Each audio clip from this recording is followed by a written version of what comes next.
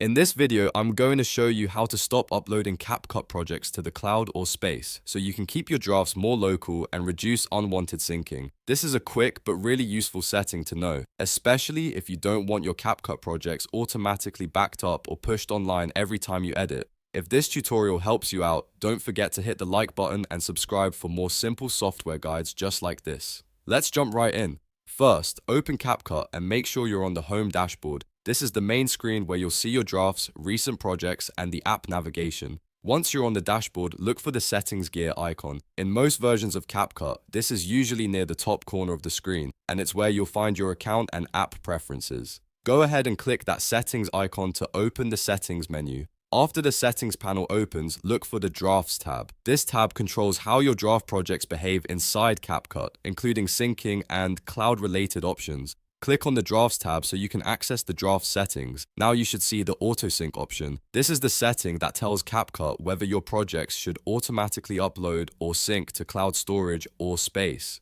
If you want to stop that from happening, simply uncheck Auto-Sync. Once it's turned off, CapCut should stop automatically uploading your projects in the background. This is especially helpful if you want more control over your files, want to save bandwidth, or just prefer not to have your edits synced online.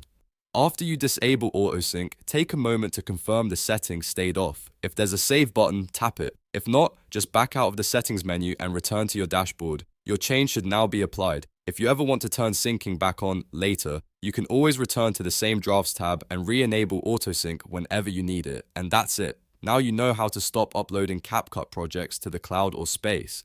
It only takes a few seconds, but it can make a big difference if you want a simpler, more private editing workflow.